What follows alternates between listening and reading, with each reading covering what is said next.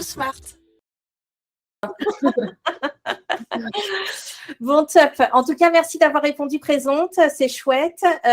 Du coup, vous êtes là pour nous donner tous les secrets sur ce fameux audit de surveillance. Je ne sais pas.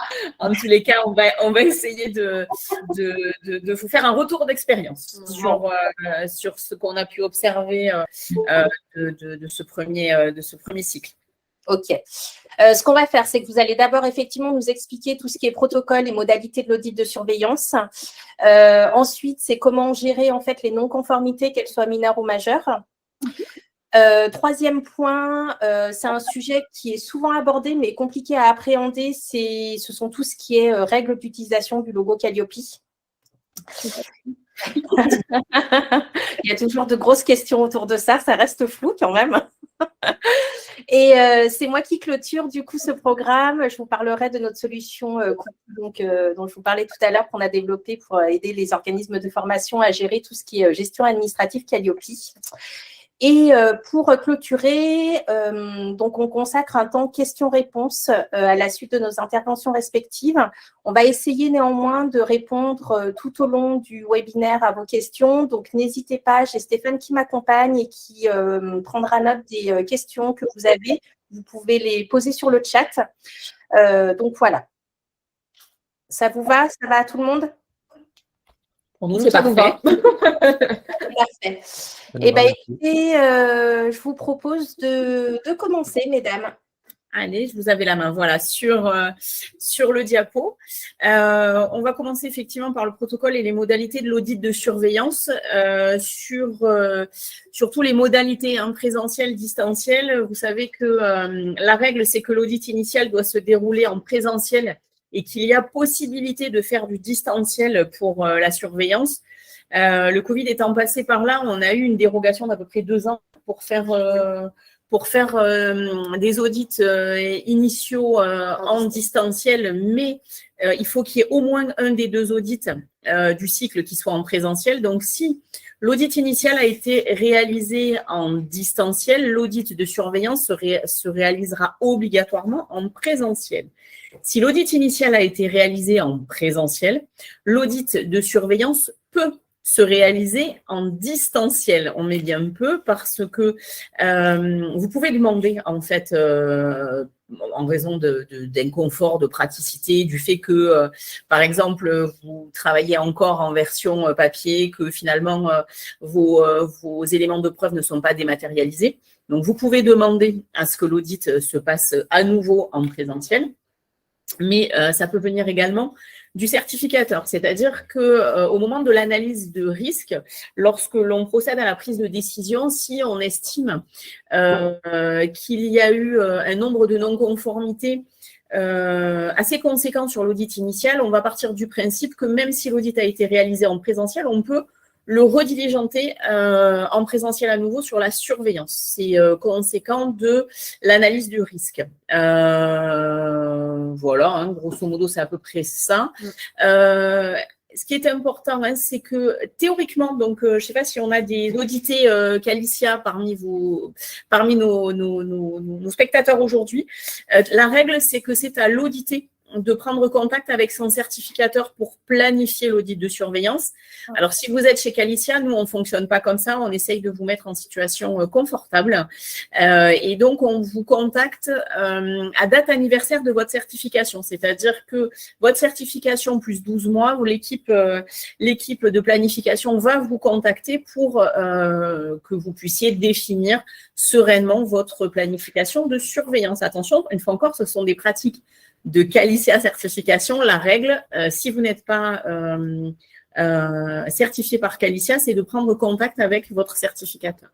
J'ajouterais que même si vous êtes chez Qualicia, manifestez-vous si vous n'avez pas de nos nouvelles, parce que des fois, il y a les contacts qui changent. Oui. Les personnes qu'on avait en représentante de l'organisme qui sont parties, ce genre de choses. Et on a des difficultés à vous contacter pour certains. C'est ça. Donc, on essaye par plusieurs canaux divers. C'est ça. Mais voilà, si vous voyez que le temps passe et que vous n'avez pas été recontacté, n'hésitez pas. En tous les cas, nous, c'est à 12 mois. Si à 12 mois, vous n'avez pas de nouvelles, si à 11 mois, à 13 mois, pardon, vous n'avez pas de nouvelles, c'est qu'il y a Oui, problématique potentiellement. Oui, potentiellement. Après, sachant que l'audit, c'est entre 14 et 22 mois. Donc, même s'il y a 14 mois, vous vous en rendez compte, vous avez encore le temps. Ne stressez pas. C'est pas grave. C'est ce que j'allais vous demander comme question. C'est à partir de 14 mois et jusqu'à 22. Bon, bah, ça va alors. Il y a la marge. On contacte à 12 pour anticiper et planifier et avoir le plus de disponibilité possible, en fait. Ouais, très bien. Oui, ça permet de planifier pour tout le monde, même pour vous et côté audité. Voilà. Parfait. Exactement. On essaie que ce soit confortable et serein pour tout le monde. C'est notre philosophie. La question de l'audit de surveillance principale, je pense, c'est celle-ci. Est-ce que tous les indicateurs vont être audités? Donc, nous, on a été tout à fait basique et on a envoyé un mail au ministère en leur disant, voilà, des bruits de couloir sont divers et variés dans le monde des certificateurs. Quelle est la consigne et quelle est la règle que l'on doit appliquer s'agissant de l'audit de surveillance? Et très clairement, la réponse a été sans appel. Tous les indicateurs applicables, sans exception, doivent être audités. Donc, il n'y aura pas d'allègement d'indicateurs sur l'audit de surveillance. La seule chose qu'on peut préconiser, effectivement, donc déjà soyez rassurés puisque nos auditeurs sont briefés, ils le savent, et donc on va les inciter à aller sur de l'échantillonnage. Pourquoi? Parce que vous savez que la durée d'audit de surveillance est extrêmement raccourcie par rapport à l'initial, surtout si vous êtes sur des paliers en dessous de 750 000 euros, ce qui représente quand même une énorme majorité de certifiés. Donc, vous tombez très facilement à une demi-journée d'audit. Et donc, rebalayer tous les indicateurs en une demi-journée, ça relève de l'exploit. Donc, l'idée, c'est de dire que on va aller vérifier que ce qui avait été énoncé et certifié à l'audit initial est bien mis en place. D'où l'idée d'un échantillonnage et pas une explication à nouveau de tous les processus. C'est-à-dire qu'on part du principe que les processus ont été certifiés à l'audit initial. Si vous changez de processus sur certains indicateurs, évidemment, il faut le mentionner à ce moment-là. On verra s'ils sont conformes. Mais si vos processus sont rigoureusement ceux qui ont été annoncés, on va aller simplement échantillonner. De toute façon, on a même un encart sur le rapport d'audit où l'auditeur est censé préciser s'il y a des modifications de processus entre l'audit initial et l'audit de surveillance. Donc, ça se conduit assez naturellement. Et le fait d'aller sur de l'échantillonnage permet de faire plutôt de l'audit de prestations réalisées. Oui, voilà, tout à fait. Et en faisant cet audit-là, de toute façon, moi, j'aime bien dire qu'on déroule une pelote de laine. Et du coup, en remontant sur la pelote de laine, on remonte sur les indicateurs. Voilà. D'accord. Peut-être qu'il faut faire un petit point sur les BPF à zéro s'il n'y avait pas eu d'activité. C'est vrai qu'on n'a pas pensé à le préciser. C'est posé la question parce qu'une fois encore, la crise sanitaire est passée par là et a laissé a occasionné quelques dommages. Et certains OF n'ont pas pu avoir l'activité qu'ils souhaitaient et ont eu un BPF à zéro. On sait que certaines DRET sont désactivées, d'ailleurs les NDA de certains OPAC avec un BPF à zéro, ceux qui ne sont pas dans ce cas de figure. On a demandé une fois encore au ministère quelle était la posture qu'on devait adopter et donc on a encore une tolérance sur la surveillance. Attention, ce ne sera pas vrai sur le renouvellement. Il faudra qu'il y ait de l'activité à auditer, mais sur la surveillance, si vous n'avez pas eu d'activité réelle entre l'audit initial et l'audit de surveillance, on a encore l'autorisation de réauditer des process qui n'ont pas été expérimentés. Oui. Voilà. Par contre, en renouvellement, ça ne passera pas. Voilà, oui, ça très clairement. Très clairement. Alors, j'ai quelques questions. Je vois là en rapport à l'échantillonnage. Pardon, j'ai Coralie qui demande qui choisit l'échantillonnage. L'auditeur. C'est le principe, en fait. Donc, pertinente et importante. Oui, vous avez raison, mais non, vous ne pouvez pas choisir les dossiers en amont. Donc, ça, c'est dommage. Sinon, on retourne sur du Datadoc. C'est pas le but, c'est l'échantillonnage. Le principe, c'est d'avoir une représentation générale de l'activité de l'organisme. Oui. Donc, il faut que ça puisse être fait au hasard, comme ça, sur le volume de prestations réalisées. Oui. On table en général. On préconise quand même que ce soit un échantillonnage qui soit représentatif de l'activité commerciale de l'OPAC audité.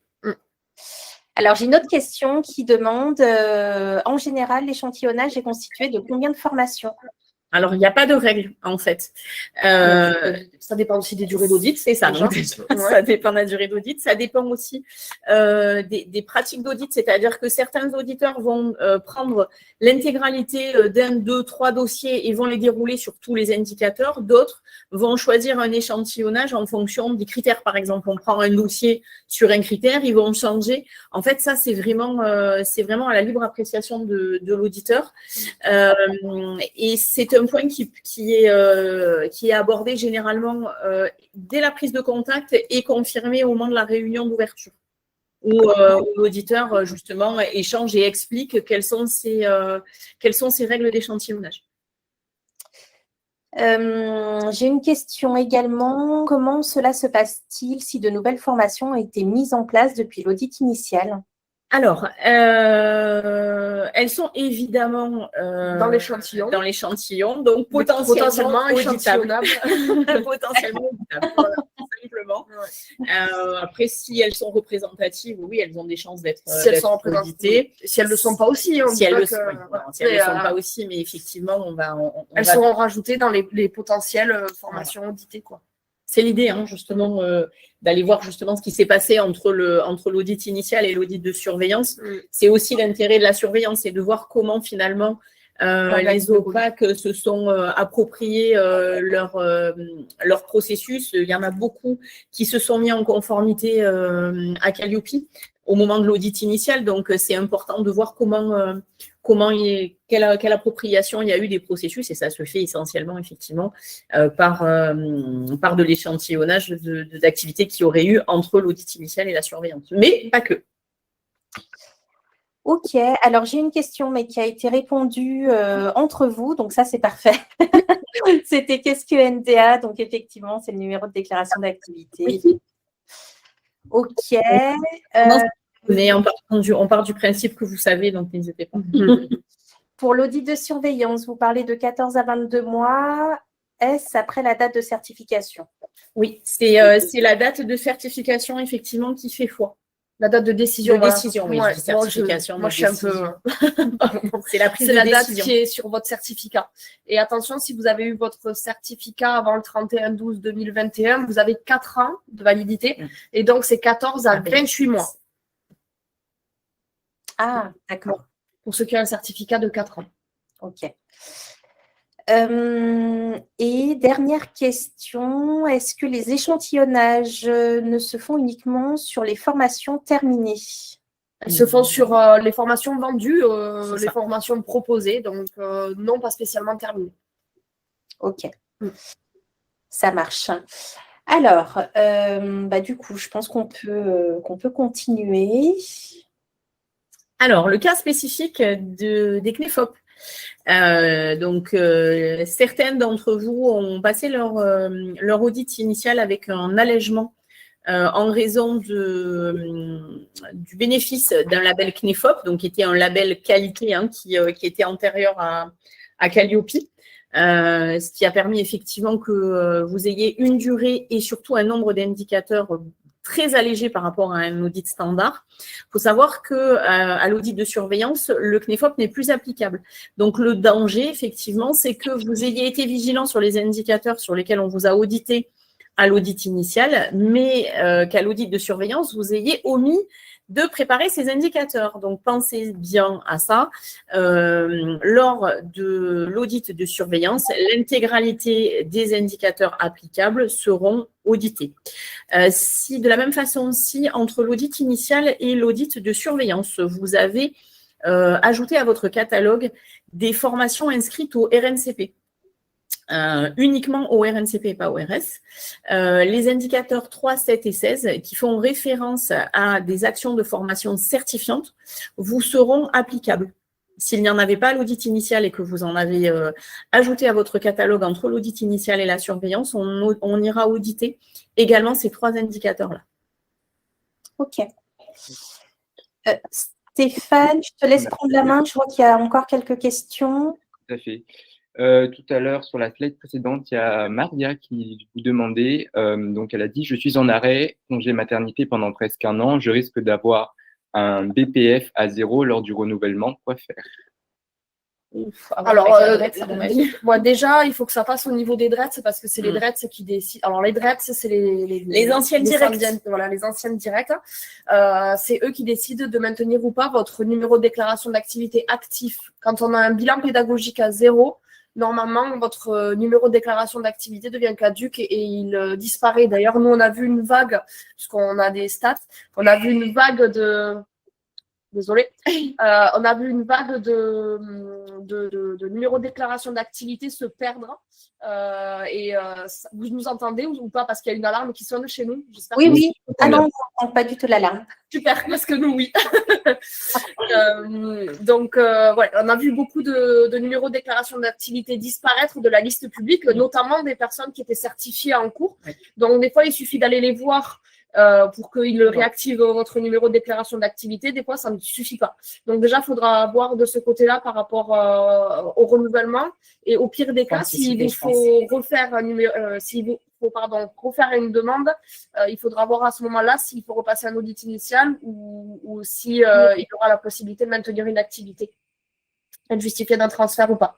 Sur un renouvellement, ça m'étonnerait. Honnêtement, sur un renouvellement, j'y crois. Après, la durée d'un audit de renouvellement est égale à la durée d'un audit initial. Donc, d'un point de vue des coûts, ça ne changera rien. Ça ne changera rien. Voilà. Et puis même des modalités d'audit, a priori, il n'y aura pas de changement. Donc, voilà. Mais le petit conseil, un retour d'expérience qu'on peut vous donner par rapport à ça, c'est qu'effectivement, par téléphone et par mail, c'est extrêmement compliqué d'avoir un retour positif des DRETS. En revanche, tous ceux à qui on a conseillé de se déplacer, finalement, ont un retour assez positif. Il faut savoir que c'est vraiment la DRETS qui a la main. Donc, ce sont les membres de leur personnel qui ont la capacité symboliquement d'appuyer sur un bouton et de réactiver le NDA. Ça ne se fait. Moi, j'ai aucun retour par mail ou par téléphone. En revanche, plusieurs personnes qui se sont déplacées et qui ont expliqué leur situation ont réussi à avoir leur NDA réactivé. Donc, c'est peut-être intéressant de faire l'effort d'aller les voir. Sans rendez-vous, en plus, ce n'est pas nécessaire. Ils sont plutôt accueillants, semble-t-il. Ouais. On a des bons retours, en tous les cas. OK. On a d'autres questions. Si l'audit de surveillance est validé, le renouvellement est de combien de temps et doit-on repasser par un audit initial? Alors, tu réponds? Oui, c'est-à-dire. En fait, la durée du cycle de certification était de 3 ans pour les certifiés à partir du 1er janvier 2021 et de 4 ans pour ceux qui étaient certifiés avant le 31/12/2020. Tout à l'heure, je pense que j'ai... la langue qui a fourché, j'ai dû dire 2021. Merci, Marie. Donc, parce que je vois qu'il y a une question comme ça juste après. Du coup, la validité du certificat, elle est de 3 ou 4 ans. Et l'audit de renouvellement doit avoir lieu dans les 3 mois avant la fin de cette validité. Pourquoi 3 mois? Parce que s'il y a des non-conformités, il faut que vous ayez le temps de les lever. Et nous, il faut qu'on ait le temps de faire la prise de décision. Sinon, il risquerait d'y avoir, en fait, moi, j'appelle ça des trous dans la raquette. Pour dire que si on ne prend pas la décision de renouvellement avant la fin de validité de votre certification initiale, vous allez perdre votre certif pendant un laps de temps. C'est ça. Et il ne faut pas le perdre non plus définitivement, quoi. Donc, voilà, j'espère que ça répond en tout cas. Voilà, pour la suite. Et ensuite, doit-on repasser un audit initial? Non. En fait, le cycle, c'est audit initial, puisque vous démarrez. Audit de surveillance 18 mois plus tard. Puis renouvellement, puis surveillance, renouvellement, surveillance, etc. Voilà. Après, la différence entre un initial entre un audit initial et un renouvellement, c'est simplement que vous êtes déjà certifié par un audit initial. Donc finalement, en termes on a de l'historique. En termes d'exercice d'audit, ça s'apparente à l'audit initial, sauf qu'effectivement, nous, vous avez une historicité dans la certification et donc on sait que vos process ont déjà été certifiés, contrôlés à l'audit de surveillance. Donc voilà, ça vous crée effectivement une historicité. Mais d'un point de vue pratico-pratique, les durées sont vraisemblablement les mêmes. À part si, bien évidemment, votre nouveau bilan pédagogique a un chiffre d'affaires supérieur, puisque avant l'audit de renouvellement, il faudra nous transmettre le bilan en cours que vous aurez. Et si votre chiffre d'affaires a évolué, ce qu'on vous souhaite, c'est ça dans le sens positif, votre durée sera peut-être supérieure ou inférieure si vous passez en dessous. Voilà. Si vous changez de palier, effectivement. On recalcule les durées pour le renouvellement et la surveillance avec le nouveau bilan pédagogique et financier au moment du renouvellement. Audit de surveillance sur 22. Oui, c'est ça. C'est ça. Je ne sais pas si c'est Bruno Roland, du coup, mais c'est ça. Très bien. Je crois qu'on a sauté une question. Pourriez-vous expliquer ce qu'est l'échantillonnage? Alors, l'échantillonnage, c'est un petit peu, alors je vais faire le lien avec les produits pharmaceutiques. Bon, ça, c'est mon passé de chimiste qui doit parler. Quand vous achetez des crèmes, il faut savoir que vous allez avoir un stock de production qui va être d'une centaine de crèmes. Je dis une bêtise, 100, c'est au hasard. Hein. Et le fait de faire de l'échantillonnage, c'est parmi les 100, en prendre 5, 10, 2, 1, peu importe. Et on part du principe, comme je disais tout à l'heure, que cet échantillonnage-là sera représentatif de la qualité Général. des crèmes, voilà. Et c'est comme ça qu'on valide après et qu'on vend les pots de crème. Donc, bon, voilà, c'est un petit peu le même principe pour Calliope, sauf que là, je vous ai fait la transposition entre un produit et un service. Okay. Sur un produit. Oui, voilà, parce qu'on voit les petits pots de crème, on les imagine. Alors, ce que je vous propose, c'est qu'on avance et qu'on reprenne les questions en suspens sur la fin. Alors, la notion de nouvel entrant. Certains parmi vous étaient nouvel entrant, donc on qualifie de nouvel entrant tout organisme de formation qui, au moment de l'audit initial, n'a pas déposé de BPF. On va faire simple. Hein. Voilà, en tous les cas, c'est un exercice comptable complet. Et donc, si au moment où vous avez passé votre audit initial, vous n'avez pas cet exercice comptable complet et donc vous n'avez pas déposé votre premier BPF, on va vous estimer que vous êtes nouvel entrant. Vous êtes nouvel entrant dans l'action de formation, de bilan de compétences, de VAE, de CFA, peu importe. Et vous êtes du coup, de fait, nouvel entrant dans l'environnement de la certification. Ça va occasionner des allègements. Certains allègements vont aller jusqu'à le gommage de l'audit de certains indicateurs. Je pense à l'indicateur 22 notamment, où on va vous dire, bon, mais voilà, cet indicateur-là sera audité à l'audit de surveillance parce qu'on estime qu'il n'est pas pertinent sur une durée d'exercice trop courte d'aller auditer. Certains indicateurs vont occasionner des allègements. Je pense à tous les indicateurs de veille notamment, et pas tous d'ailleurs, pas le 23, mais le 24 et le 25, où on va demander à ce qu'il y ait une veille, mais pas d'exploitation de cette veille, parce qu'on estime que la durée d'exercice est insuffisante, etc., etc. Donc, vous avez pu bénéficier de certains allègements. Tous ces allègements seront caducs à l'audit de surveillance, puisqu'on estimera que vous avez entre, 14 et 22 mois d'exercice. Donc, un exercice complet et donc vous serez audité sans aucun allègement sur ces indicateurs.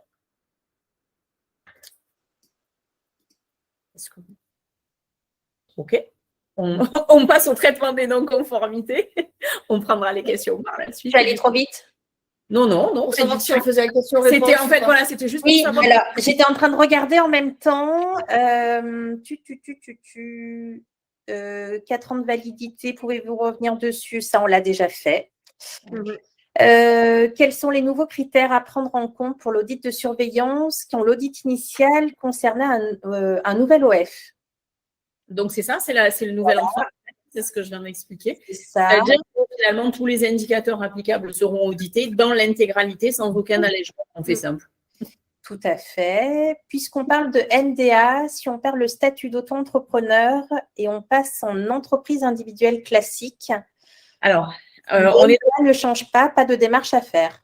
On est dans le cas d'un changement de statut. Attention, il y a quand même un changement de sirène et qui dit changement de sirène, qui dit changement de numéro de NDA. déclaration d'activité. Il y aura forcément un changement de NDA. Attention, là, ça a donné, nous, ça a été l'occasion d'un webinaire complet, donc c'est un peu. D'accord, c'est plus je veux pas trop raccourcir, mais le cadre, dans le cas d'une auto-entreprise, je fais une petite parenthèse, dans le cas d'une auto-entreprise où il y aurait une transformation de statut, vous ne pouvez pas modifier le statut d'une auto-entreprise sans passer par la clôture de l'auto-entreprise. Il faut savoir que la règle, c'est que la certification n'est ni transmissible ni cessible, à l'exception, effectivement, de l'auto-entreprise, dans la mesure où, comme il est impossible de modifier les statuts, vous êtes obligé de fermer pour réouvrir une autre entreprise. Et à ce moment-là, effectivement, on va pouvoir procéder à ce qu'on appelle un transfert de certification. Mais là, pour le coup, je vous invite à nous contacter, à faire un point sur votre cas de figure spécifique, parce que autant de cas de figure, autant de réponses possibles, et je voudrais pas donner des informations qui seraient trop généralistes et qui pourraient porter à confusion. Donc là, je vous invite à nous contacter directement. On fait un point, on y répond avec plaisir, il n'y a pas de souci. Bon, parfait. Transfert. Bruno demande, donc audit initial, audit de surveillance sous 22 mois, re-audit de surveillance sous 22 mois, etc. Donc oui, effectivement.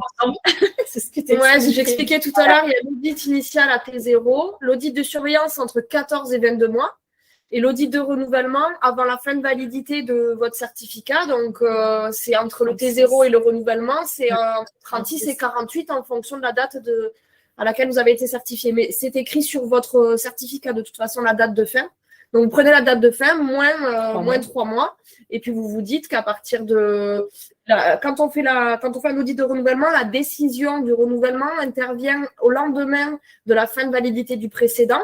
Donc, si vous êtes certifié jusqu'au 22 novembre 2024, vous passez votre audit de renouvellement 2 mois avant, par exemple, ou 3 mois avant. On vous émettra votre nouveau certificat au 23 novembre 2024. Voilà. Et il sera valable du coup pendant 3 ans jusqu'au 22 novembre 2027. Voilà. C'est dommage que je n'ai pas un petit tableau pour écrire. Mais voilà, donc du coup, il faut vraiment se baser sur les dates qui sont sur le certificat. Du coup, Vincent enchaîne sur le coût de la certification. Est-ce qu'il est renouvelé tous les 3 ans? En quelque sorte, oui. Et après, en fonction de votre chiffre d'affaires, peut être changé en fonction de la durée. Et en fonction des certificateurs, parce qu'on n'a pas forcément et en fonction des certificateurs. les mêmes pratiques.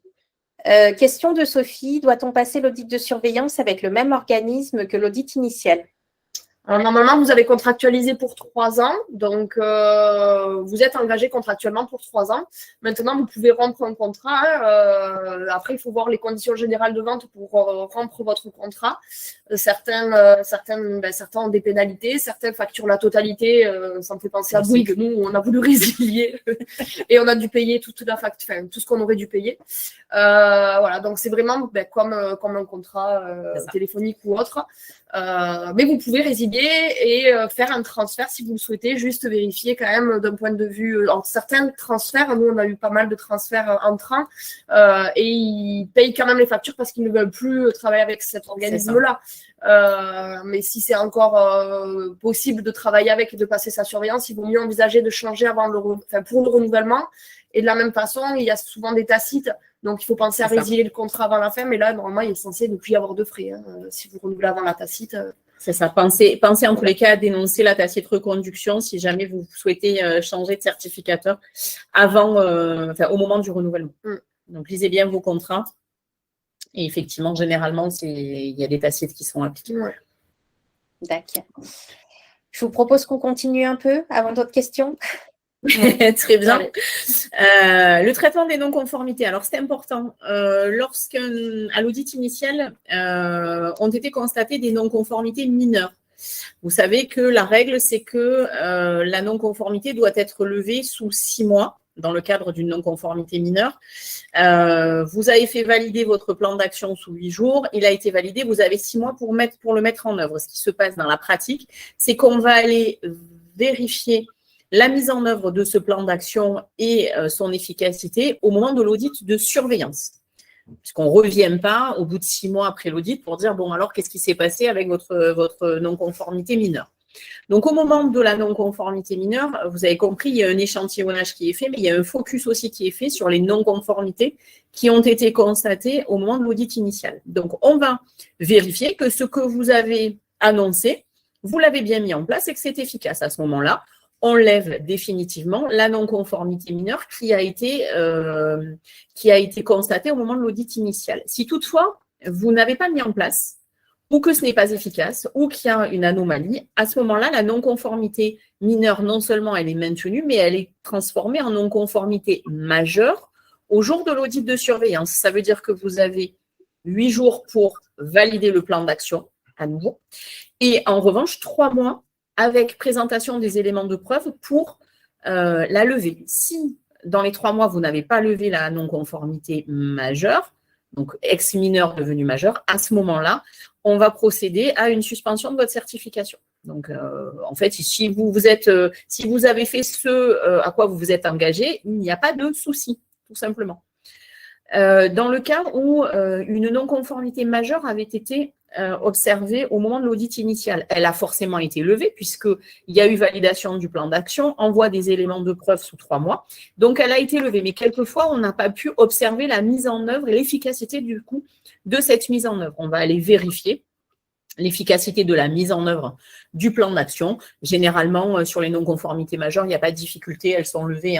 Il faudrait vraiment que le plan d'action ait été un peu alambiqué et que l'efficacité soit douteuse. Bon, en règle générale, quand on a levé une non-conformité majeure parce que le plan d'action a été validé et qu'on a envoyé les éléments de preuve, il n'y a pas de difficulté. Ça, c'est le traitement au moment de l'audit initial des non-conformités qui auraient été constatées à l'audit. Pardon, je recommence. C'est le traitement des non-conformités au moment de l'audit de surveillance. Donc, du coup, des non-conformités qui ont été constatées à l'audit initial. Pour autant, l'audit de surveillance peut occasionner de nouvelles non-conformités. Et dans ces cas-là, on fonctionne de la même façon, c'est standard. S'il y a une non-conformité mineure, vous avez 8 jours pour envoyer le plan d'action. Et puis, au renouvellement, on vérifiera la mise en œuvre et l'efficacité. Puis, si vous avez une non-conformité majeure, une nouvelle non-conformité majeure, à ce moment-là, 8 jours pour valider votre plan d'action et 3 mois pour envoyer les éléments de preuve de la mise en œuvre de vos plans d'action. Merci. Voilà. S'il n'y a pas eu de non-conformité lors de l'audit initial, l'auditeur et vous-même allez être content parce que du coup, vous n'aurez pas besoin de vérifier la levée et l'efficacité et vous vous contenterez à l'échantillonnage de prestations réalisées. Tout à fait. Alors, j'ai une question d'Andrea qui demande quel est le nombre maximal pour les non-conformités majeures. Alors, il n'y a pas de… 32. Voilà, autant que d'indicateurs. Il n'y a pas de minimum maximum. En revanche, effectivement, chaque certificateur a ses pratiques. Nous, on part du principe que à partir d'une dizaine de non-conformités, dont la plupart sont majeures, on va diligenter ce qu'on appelle un audit complémentaire. Parce que on va estimer que l'efficacité du traitement des non-conformités par échange documentaire ne serait pas efficace. Donc, à ce moment-là, on va vous proposer un audit complémentaire. Il faut savoir que si vous refusez l'audit complémentaire, à partir du moment où nous, certificateurs, on estime que c'est ce qu'il convient de faire, vous interrompez votre démarche de certification. Donc, ça, c'est lourd de conséquences, hein, quand même, puisque finalement, c'est un arrêt. Alors, on en a certains qui vont nous dire, en fait, moi, je ne me sers pas de Calliope. Effectivement, répondre au process, ça me casse les pieds. J'ai trop de non-conformité, je décide d'arrêter. À vos risques et périls, effectivement, la certification est suspendue.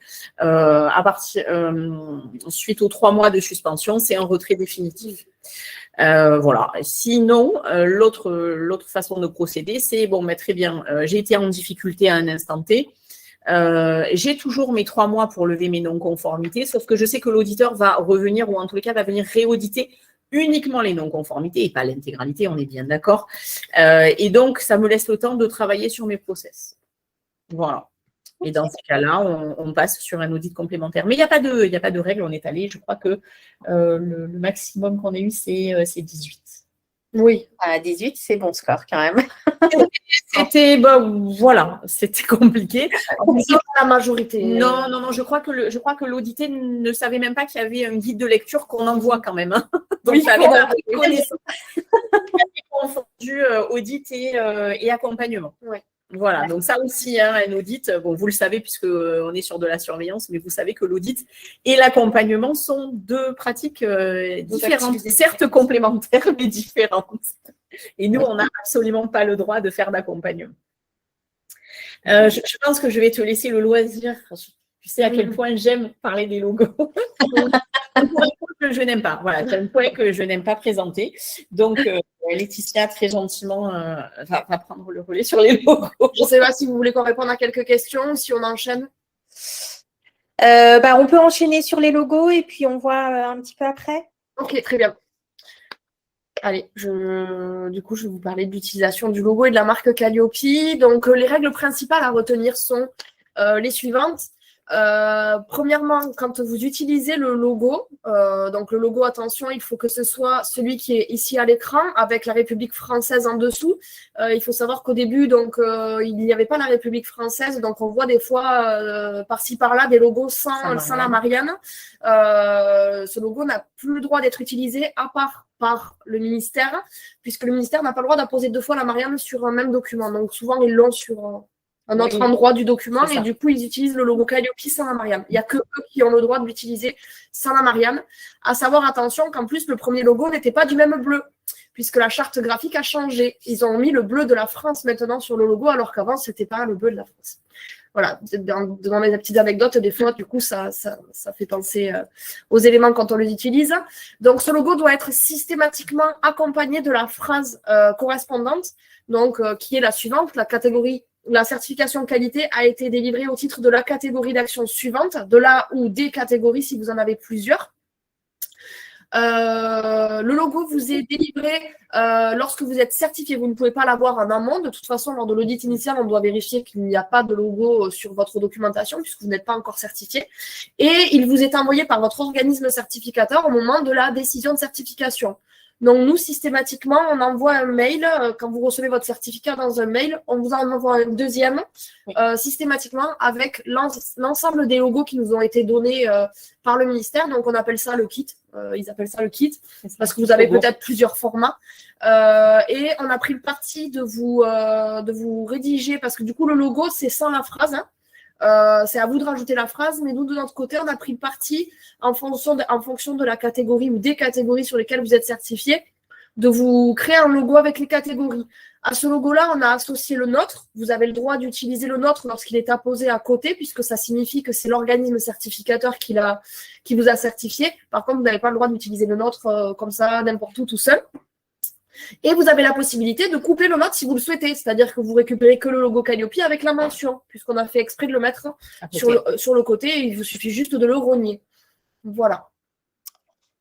Alors, j'ai des questions par rapport à ces utilisations. C'est déjà… pardon. Il y a d'autres slides derrière. Ensuite. On va passer les slides, ça va répondre aux questions. Il est possible que ça réponde aux questions, voilà. En effet. Donc, on a mis les interdictions d'utilisation de marque. Donc, on n'a pas le droit de l'utiliser sur tout ce qui est publicité afférent à une action de formation en particulier, puisque Calliope est une certification de processus et de processus de votre organisme de formation et pas de la formation en question. Voilà. Donc, de fait, ce qu'il faut avoir en tête, c'est que dès que vous avez un document qui ne fait référence qu'à une seule action de formation, vous ne pourrez pas l'utiliser. Donc, par exemple, les attestations de formation ou tout support dédié uniquement à une action de formation. Tout ce qui est devis, facture. Voilà, devis, facture, il vaut mieux éviter parce que des fois, on me dit, ouais, il y a plusieurs formations dans mon devis. Bon, il suffit que votre devis, au jour J, vous oubliez de le modifier. Donc, il vaut mieux éviter. Du coup, c'est plutôt, on pourra l'utiliser plutôt pour des communications d'ordre général.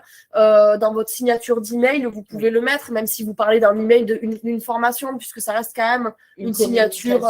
C'est une communication globale de l'organisme. Feuille d'émargement non autorisée. Sur le site internet, vous pouvez l'autoriser, vous pouvez le mettre à condition que ça ne soit pas sur votre page spécifique de formation. Des fois, vous faites une page internet, une page web, pardon.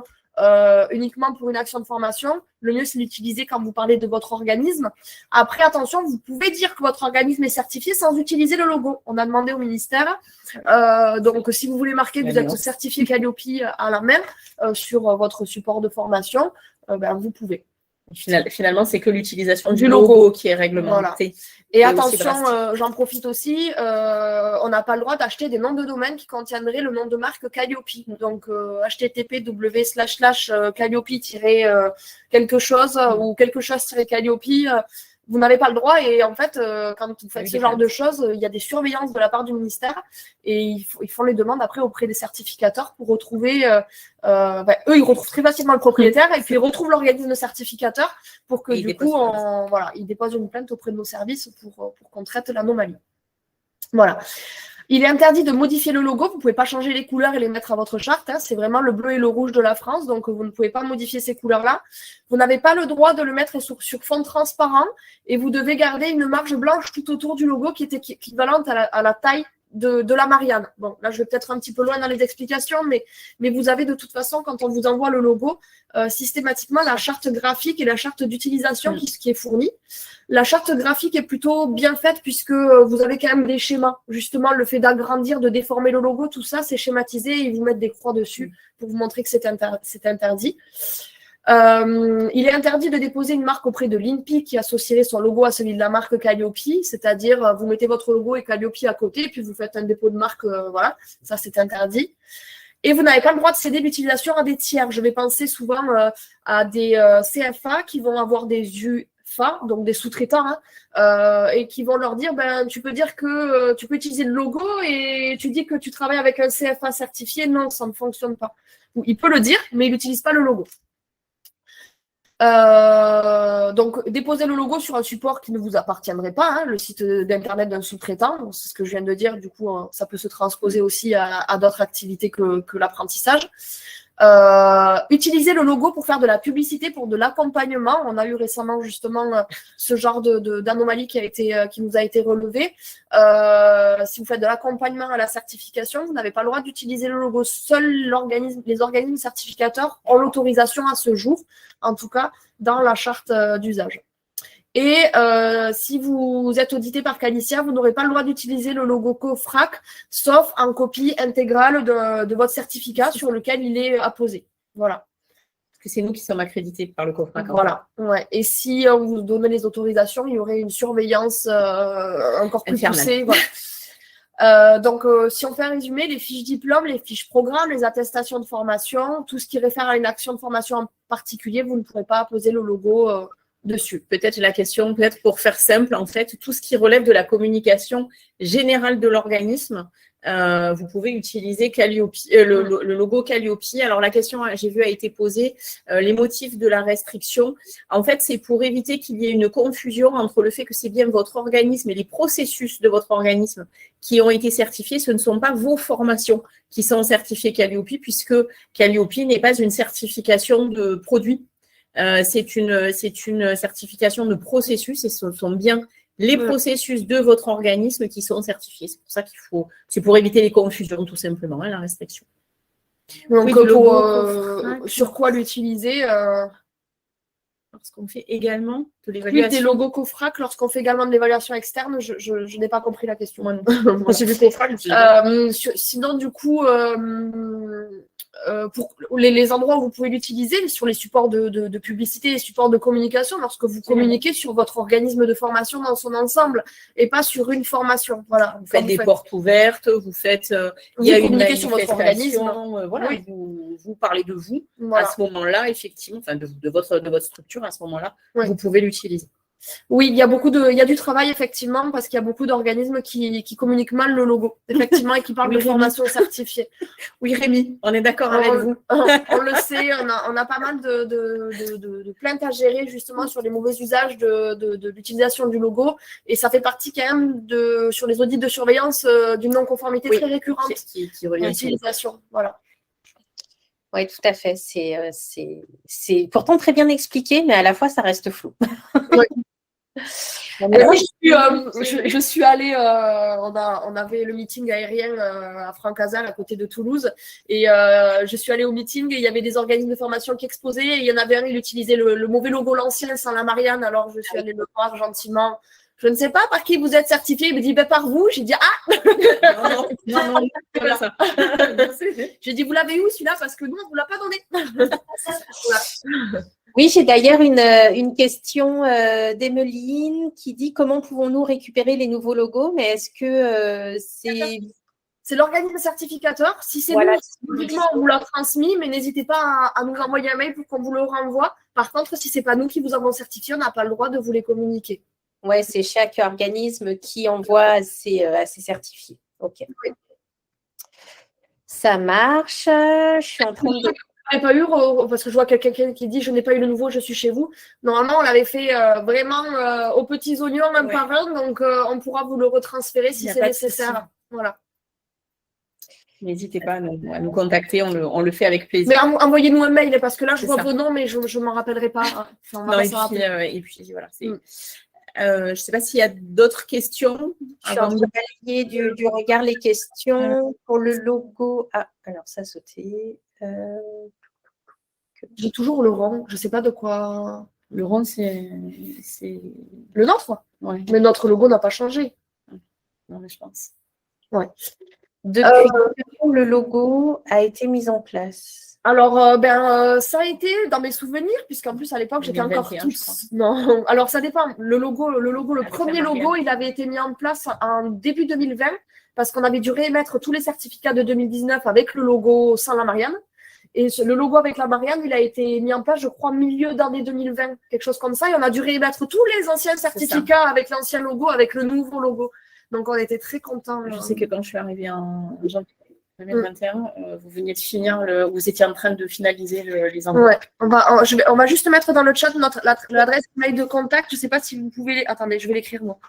Ah oui. Hop. Vous aurez de toute manière à la fin du webinaire le PowerPoint et il y aura toutes les coordonnées dessus également. Mais effectivement, hop, voilà. Oui. Du coup, dans une signature de mail, on en a parlé tout à l'heure, vous pouvez. Maintenant, on va vous laisser la parole parce que sinon, on ne s'arrête pas. Oui, du coup, on va vous laisser tranquille. Parce qu'on est des grandes bavardes toutes les deux. Non, mais c'est fait pour ça, c'est fait pour échanger, c'est un moment d'échange. Moi, je vais juste effectivement reprendre la main sur notre application et vous la présenter. Et à la fin, on fera une série de questions micro ouvert. Comme ça, voilà, s'il y a des questions, parce que c'est vrai qu'il y a pas mal de questions qui ont défilé et si on en a oublié, comme ça, vous aurez la possibilité de les poser en direct. Alors, du coup, c'est ce que je vous disais tout à l'heure, c'est que nous, on est créateurs d'applications métiers sur mesure, on s'est vraiment penché sur le process de gestion administrative Calliope parce qu'on a travaillé avec des organismes de formation certifiés. Voilà, donc l'idée, c'était de vous présenter aussi parce que les outils font partie de cette rigueur qu'on a chez vous, les OF, pour pouvoir conserver cette certification. Donc là, en fait, on voit dans un premier temps tout ce qui est cheminement qu'on a imaginé, donc de la création de l'action, en passant par les financements, avec le programme, les participants, etc. Alors, je ne vais pas on va balayer très rapidement. C'est simplement pour vous montrer comment ça fonctionne dans l'application. Tout d'abord, on a une première partie où on crée son action de formation. Donc, on va pouvoir rattacher son action à un compte, à un client, à un contact référent. Voilà. On va pouvoir évidemment associer son produit. Donc, l'idée, c'est de pouvoir rentrer quand vous prenez en main Coupy, c'est de pouvoir rentrer votre catalogue produit et y associer vos modules. Et tout ce qui est donc information complémentaire. Donc là, par exemple, vous sélectionnez votre produit, les modules s'intègrent automatiquement. Donc, pas de double saisie à chaque fois pour vous. L'idée, c'est de pouvoir gagner du temps. Voilà. Tout ce qui est financement, donc voilà, vous allez rentrer la liste de vos financements. La convention est remplie automatiquement, c'est l'intérêt. Vous allez pouvoir gérer donc tout ce qui est coûts, frais annexes avec les coûts réels à mettre en face. Voilà. Côté programme, c'est pareil. Quand vous créez votre action de formation et vous mettez toutes les infos, votre programme de formation est généré en automatique. C'est toujours dans ce souci de gain de temps. Vous pouvez télécharger donc votre programme en automatique. Tous les documents sont téléchargeables en PDF. Et on vous aide également à la création du déroulé pédagogique. Voilà. Tout ce qui est participant, donc là, c'est là où vous allez pouvoir, dans l'application, rentrer vos stagiaires. Donc, l'idée, c'est de pouvoir soit vous rentrer vos stagiaires avec les informations, donc stagiaire par stagiaire, soit si vous avez la possibilité d'avoir un référent client, vous pouvez lui envoyer directement en fait le lien de la base de données. C'est lui qui va compléter l'ensemble des informations concernant les stagiaires et une fois qu'il aura complété, toutes les informations seront enregistrées dans Coupy. Donc ça, c'est top aussi, ça vous évite de tout retaper. Voilà, tout ce qui est envoi automatique des documents, donc les convocations, les programmes, le lien vers le Drive, donc avec tous les documents nécessaires, CV formateur, plan d'accès, etc. Donc tout ça, ce sont des envois qui sont en automatique. À savoir, alors je ne sais pas si vous voyez bien sur le partage d'écran, mais vous avez un code couleur date, hein, donc qui est plutôt très simple. On est allé vraiment dans la facilité. Donc, en fait, quand vous avez la date qui est en rouge, c'est tout simplement que vous avez fait l'action d'envoyer votre document, que ce soit convocation, attestation de fin de formation, etc., mais que le stagiaire n'a pas validé de son côté la réception et la visualisation de l'ensemble des documents. Et quand c'est vert, tout simplement, tout est OK, ça a été envoyé et validé. Voilà. Donc ça, c'est un code couleur qu'on va retrouver plusieurs fois dans l'application dès qu'il y a des dates. Côté planning, ici, donc sur le planning, vous allez gérer tout ce qui est intervenant. Déjà, vous allez pouvoir créer donc vos événements, que ce soit par demi-journée, journée, heure, peu importe. Et vous avez aussi un calendrier qui est relié au calendrier de vos formateurs. Donc, l'idée, c'est que 2 heures avant chaque événement, vous ayez un envoi qui se fait en automatique côté formateur et ils ont accès directement à la feuille de présence. Donc, sur la feuille de présence, ils vont voir le listing de l'ensemble des stagiaires et ils vont pouvoir les taguer s'ils sont présents, absents par demi-journée ou journée et les faire signer directement. Donc, vous pouvez effectivement gérer tout ce qui est intervenant interne, mais aussi externe. Ici, côté satisfaction, donc c'est là où vous gérez l'ensemble de vos questionnaires. Donc, que ce soit questionnaire à chaud, questionnaire à froid, questionnaire de satisfaction, questionnaire client-financeur. Donc, les questionnaires sont envoyés en automatique, évidemment, et on a 2 relances aussi qui sont programmées en automatique. Donc, nativement à J+3, J+6, mais après, on peut l'adapter selon vos habitudes. Et les questionnaires sont personnalisables par action de formation. Alors, l'idée de la certification Calliope, c'est effectivement d'être toujours en amélioration continue. Donc, l'idée, c'est qu'après chaque questionnaire de satisfaction, c'est de pouvoir relever et de créer vos actions correctives. Donc, voilà comment on a imaginé ça. Donc, vous créez ici, avec le petit plus ajouté, tout simplement votre action. Et en fait, c'est un affichage Kanban, donc en colonne, et en glisser-déposer, vous pouvez gérer votre action. Donc, savoir si elle est à faire, si elle est en cours ou terminée. Voilà. Et dernier point pour cette application, alors je vais assez rapidement parce que l'idée, c'est de présenter, de survoler les fonctionnalités. Après, si vous avez d'autres questions, j'y répondrai en direct. Là, je pense surtout notamment aux audits, ça vous permet d'avoir un petit tableau récapitulatif où vous allez pouvoir lister l'ensemble de vos actions. Et par des émoticônes très, très simples, savoir si les délais sont non respectés, si vous êtes encore dans les délais, si c'est non reçu, si c'est reçu et délai respecté. Voilà, donc vous allez pouvoir lister tout ça. Et en plus, Coupi est livré avec une documentation qui vous accompagne pas par pas sur l'ensemble des fonctionnalités, en sachant que ça vient accompagner une prise en main qui se fait généralement en visio entre 1h et 1h30, où on vous explique tout ce qui est possible de faire. Voilà, moi j'en ai fini pour Coupi. On a quelques petites questions, Yesel, concernant Coupi. Oui. Alors, déjà une personne qui demande je suis intéressée par votre solution, auriez-vous une offre promotionnelle à donner aux clients Calicia?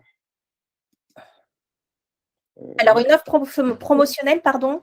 Oui. Ah, j'ai pas entendu la suite.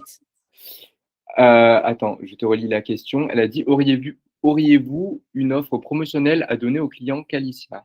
On s'est permis de répondre en précisant qu'on n'avait pas de financier ou contractuel ou commercial avec vous parce que vraiment, ça on y tient. Voilà. On fait un webinaire ensemble, mais on n'a aucun lien de partenariat ni autre. Après, vous faites les offres que vous voulez, mais on n'a pas le droit de supposer qu'avec votre logiciel, la certification serait plus facile, etc. Donc, on tient vraiment Parfait, Laetitia. C'est exactement du coup.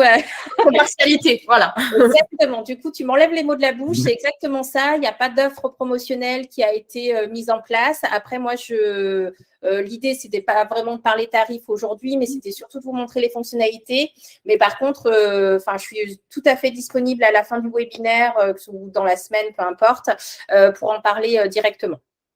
Ensuite, on a une autre question. Faut-il envoyer le CV du formateur à chaque stagiaire ou si le profil du formateur est visible sur le net, site de l'OF par exemple, cela suffit? Ouais, on avait le micro coupé. C'est pour répondre à quel indicateur? Parce que là, pour le coup, il n'est pas nécessaire que les profils des formateurs soient visibles. Il est nécessaire que les profils des formateurs permettent de répondre à l'offre de formation que vous proposez, mais il n'est pas nécessaire qu'il soit public et communiqué. Alors, moi, j'ai beaucoup de clients, organismes de formation qui le font. C'est pour ça que j'en parlais directement. Et voilà, j'en ai beaucoup qui l'envoient en fait directement. Après, effectivement, vous avez raison, c'est pas obligatoire.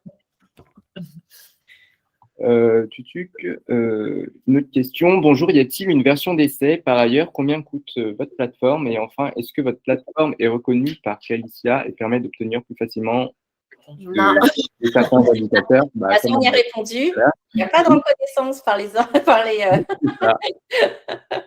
les organismes certificateurs. Non, en fait, en toute franchise, en toute transparence, on a voulu inviter Qualicia aujourd'hui parce que c'est un organisme certificateur qui nous ressemble en termes de valeur. On est 2 entreprises à taille humaine et on se base énormément sur la satisfaction client. Alors, je ne veux pas parler à leur place, mais voilà, on en a parlé aussi ensemble. Donc, c'est pour ça que je me permets de parler au nom de tout le monde. Mais voilà, on insiste vraiment sur le fait qu'il n'y a pas de partenariat ou quoi que ce soit d'autre. Ensuite, on a beaucoup de personnes qui demandent une adresse mail pour échanger sur ce logiciel. Donc, à la fin, du coup, Alors, je vais vous noter directement, je vais vous noter mon adresse mail et vous aurez aussi sur le PowerPoint, comme je le disais tout à l'heure, les deux adresses mail et de Qualicia et de moi-même. Et enfin, on a une dernière question. C'est Coupi est un ERP, si j'ai bien compris, n'est-ce pas? Non, pas tout à fait. Pas tout à fait, parce qu'un ERP, du coup, c'est beaucoup plus complexe que ça. Et il y a tout ce côté, enfin oui, un ERP, c'est beaucoup plus complet. Je ne vais pas rentrer dans le côté technique. Aujourd'hui, ce que je vous présente, c'est un Coupi que moi, j'appelle sur étagère. Alors, je vais m'expliquer là-dessus. C'est qu'on a créé une version de base, voilà, comme je vous la présente, qui n'est pas un ERP parce qu'il n'y a pas le côté facturation. Pourquoi on l'a fait comme ça de base? Parce qu'on a beaucoup d'organismes de formation qui ont leur logiciel compta et on ne voulait pas faire doublon. Après, ce qu'il faut savoir, c'est que chaque organisme de formation, malgré ce process Calliope qui est commun, a son propre fonctionnement.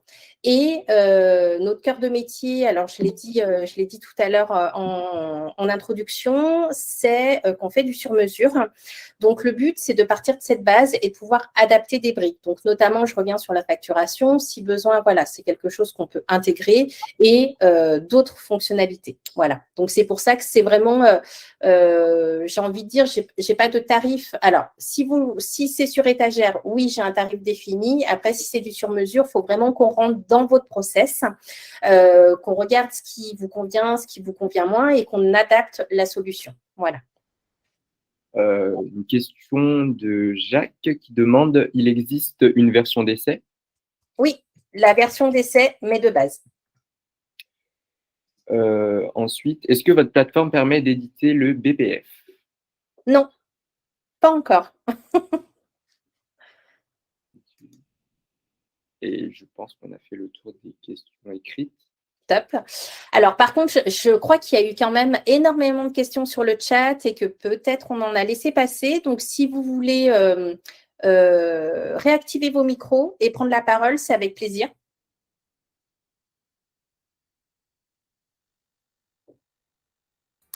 Oui, bonjour, j'ai une question. Bonjour. Je effectue du bilan de compétences, mais également du coaching.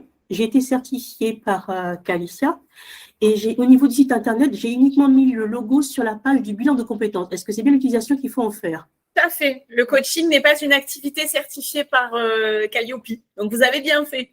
D'accord, merci beaucoup. Avec plaisir. Est-ce qu'il y a d'autres questions?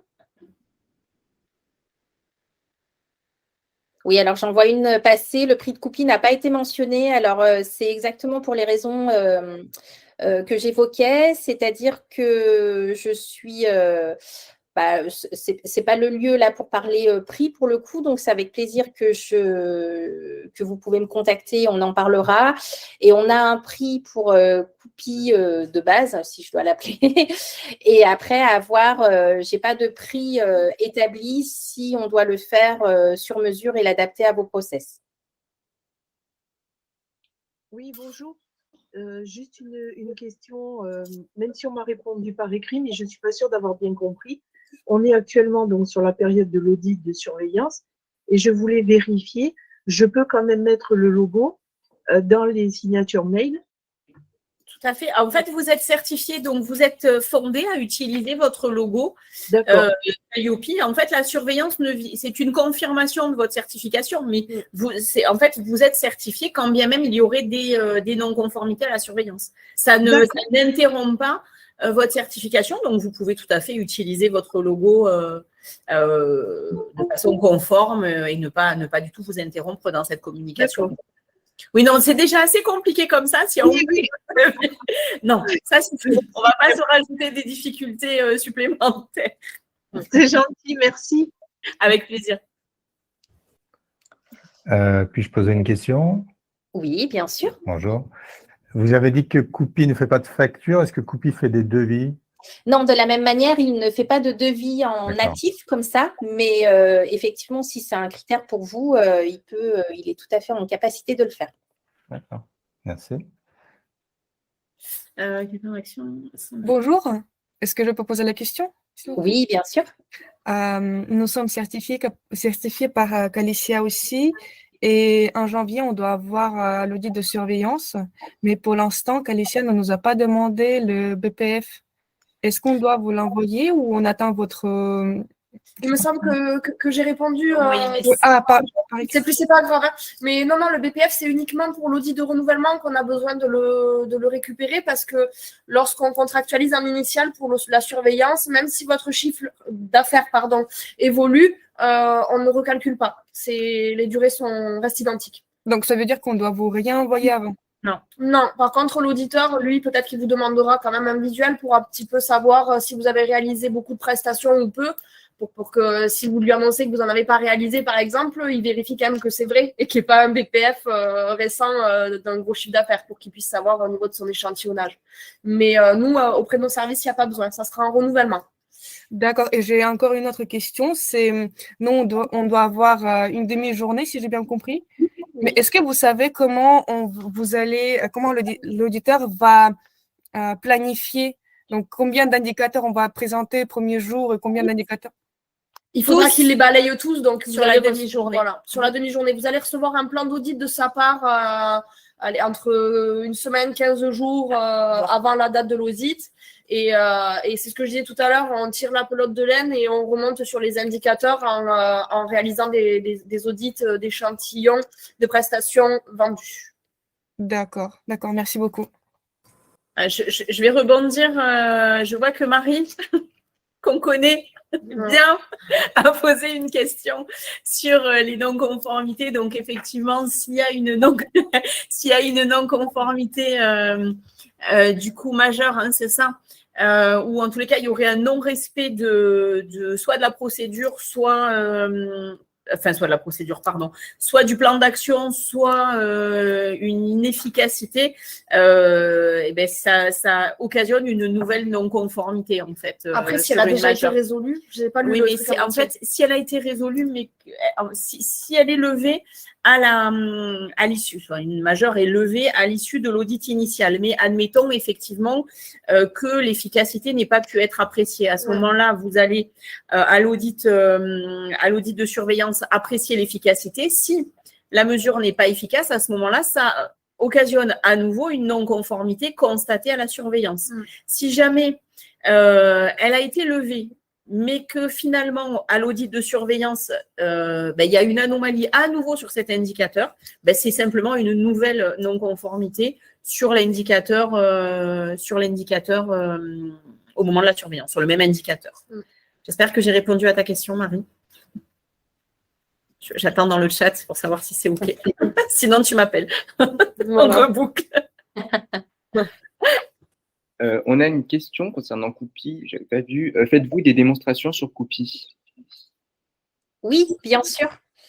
Alors, pareil, soit vous me passez un petit coup de fil, soit vous m'envoyez un mail, on se cale au niveau des disponibilités. Mais effectivement, généralement, c'est une petite demi-heure où je vous fais rentrer dans l'application et je vous fais une démo de Coupy, en effet. Oui, excusez-moi, je ne sais pas si vous m'entendez. Oui. Oui, alors ma question portait plutôt sur l'échantillonnage. Je voulais savoir le jour J, en fait, comment l'auditeur, très concrètement, procède à cet échantillonnage. En fait, il va vous demander une présentation de votre activité, soit qu'en amont, il vous aura demandé, comme le disait Laetitia, un BPF mise à jour. Donc, il va être en capacité de savoir si vous avez vendu ou pas beaucoup de formations depuis l'audit initial. Et vous allez lui présenter les actions que vous avez proposées, vendues et prestées. Et à ce moment-là, dans cette présentation-là, il va vous dire, tiens, cette formation-là et cette session-là m'intéresse. Voyons quels sont les stagiaires. Prenons Grégory, par exemple, puisque je vois le dernier prénom qui est Grégory, qui a suivi cette formation. Présentez-moi son dossier. Donc, on regarde l'indicateur. On peut être amené nous-mêmes à faire une sorte un peu d'extrait représentatif, significatif de ce qu'on a réalisé sur la période. Non, je me suis mal exprimée. Vous présentez la globalité, c'est l'auditeur qui va estimer ce qui est représentatif de votre activité. D'accord, merci. Je vous en prie.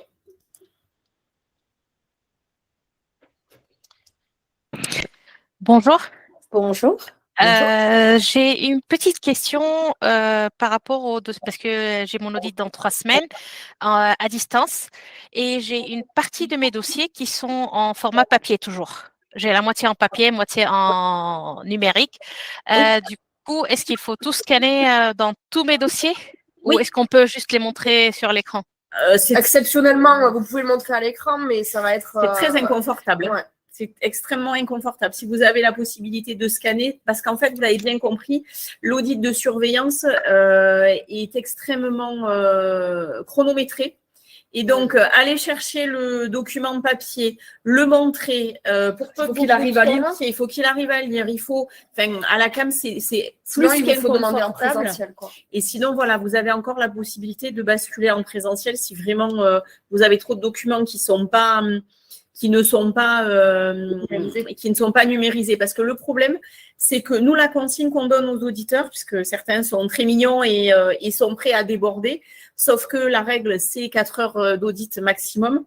Donc, si vous n'êtes pas en capacité de présenter l'élément de preuve qui vous est demandé dans un temps imparti, l'auditeur a la consigne de tracer une non-conformité pour non-présentation d'éléments de preuve et il doit passer à l'indicateur suivant. Du coup, vous risquez de vous retrouver avec un nombre de non-conformités significatif si vous n'êtes pas absolument sûr de pouvoir trouver le bon document, de pouvoir le présenter, qu'il soit lisible, etc. Donc, soit vous arrivez, à mon sens, soit vous arrivez à scanner vos documents, à les classer et à pouvoir faire des partages d'écran facilement, soit vous mettez en situation compliquée en termes d'organisation. Bon, j'ai 3 semaines de scan alors. Allez, bon courage. Merci. Ce sera 3 semaines bien remplies. Merci beaucoup. Vous connaîtrez vos dossiers sur le bout des doigts, ça va être un régal. Merci. Est-ce qu'il y a d'autres questions? Bonjour, j'aimerais bien poser encore une question, s'il vous plaît. Est-ce que l'audit de surveillance sera filmé ou pas si ça passe à distance? C'est totalement interdit. Hein. C'est interdit de votre part et de la nôtre. De la nôtre. Oui, j'imagine que de notre part, c'est interdit, mais... De la nôtre aussi. Oui. On est un petit peu sensibilisé au RGPD en ce moment en plus, donc autant vous dire que non, on ne filme pas. On n'enregistre pas. D'accord, merci beaucoup. Est-ce qu'on peut rassembler les documents demandés ou bien doit-on être en capacité de les fournir? Alors oui, il y a une question sur est-ce qu'on a un délai pour rassembler les documents demandés? Pas du tout. Il faut être en capacité de donner les éléments, de fournir à l'auditeur les éléments demandés à l'instant T de l'audit. Sinon, c'est non-présentation d'éléments de preuve et non-conformité tracée.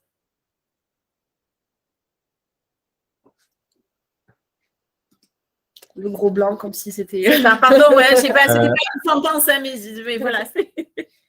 Pardonnez-moi. Oui. Je ne sais pas si j'ai raté, si la question a déjà été posée. Le distanciel se fait avec quel genre de messagerie, de logiciel?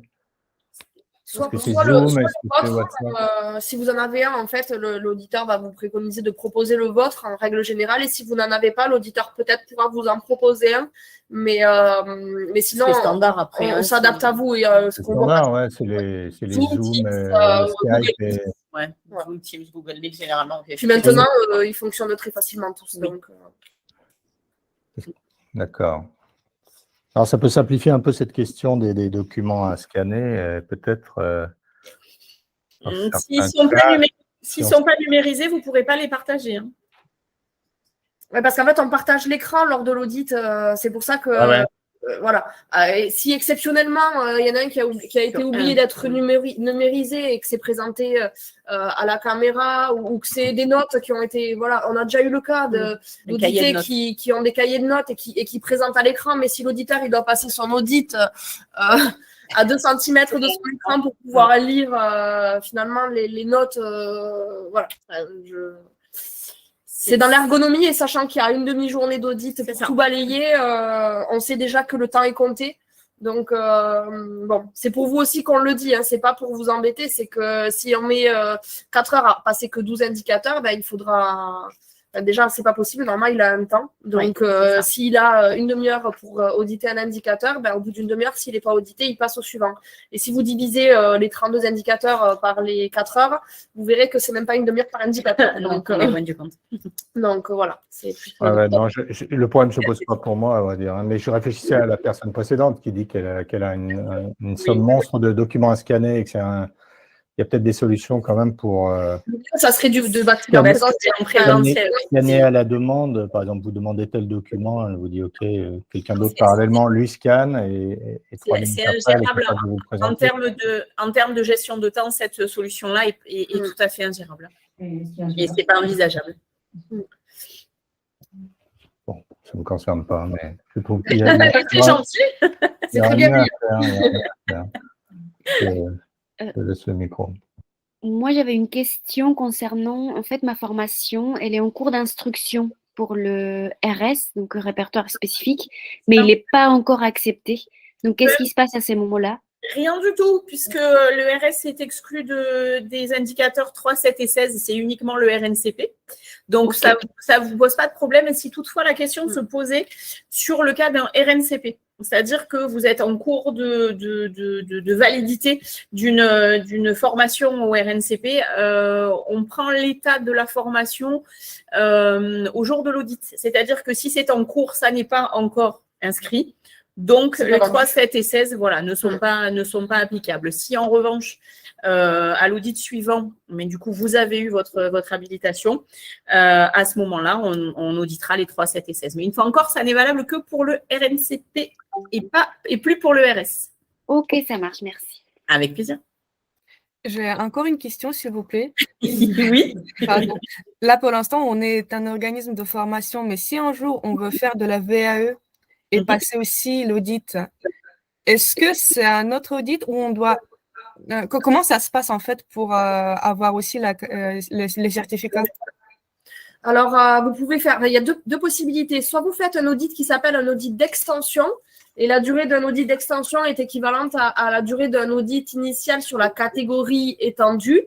Et très fréquemment, si vous avez un chiffre d'affaires, on va dire, intermédiaire, voire faible, inférieur à 150, il est plus intéressant de reprendre à zéro et de repartir sur un audit initial où on audite de suite les deux, puisque la durée est de 1 jour, en fait. Que vous fassiez OF et VAE ou que VAE, ça sera 1 jour. Après, stratégiquement, nous, on dit sur le plan financier qu'est-ce qui est le plus intéressant, et après, vous prenez la décision. Certains ne veulent pas être réaudités sur OF de suite, ils préfèrent faire quand même l'extension.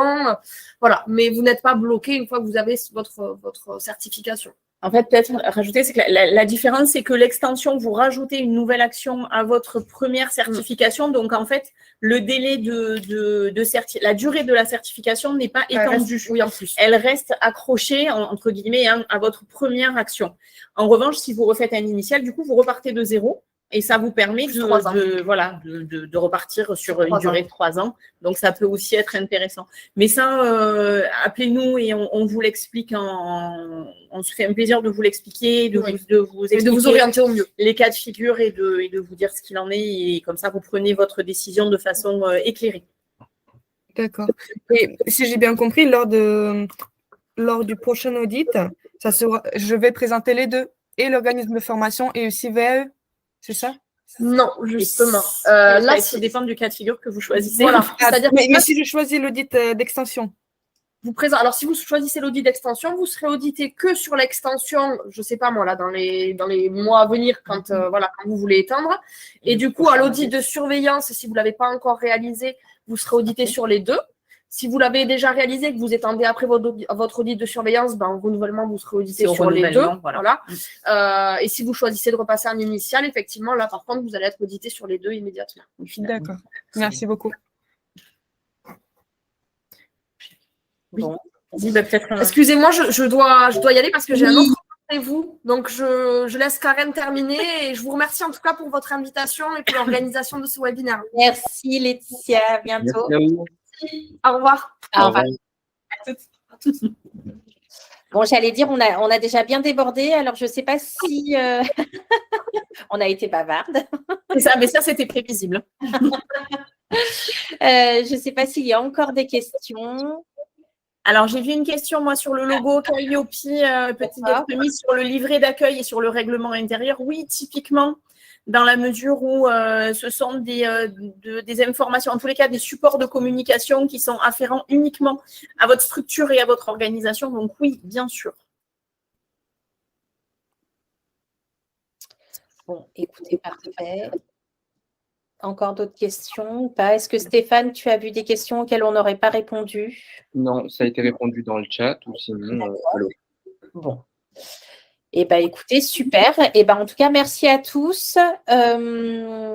Si pas d'autres questions, on s'arrête là. Si toutefois on a eu des oubliés, on s'excuse. Mais en tout cas, voilà, vous avez nos coordonnées. Vous aurez toutes les coordonnées envoyées par mail ainsi que le replay. Donc n'hésitez pas à nous contacter en direct. Voilà, merci à tous. Merci beaucoup. Bonne journée, à bientôt. À bientôt.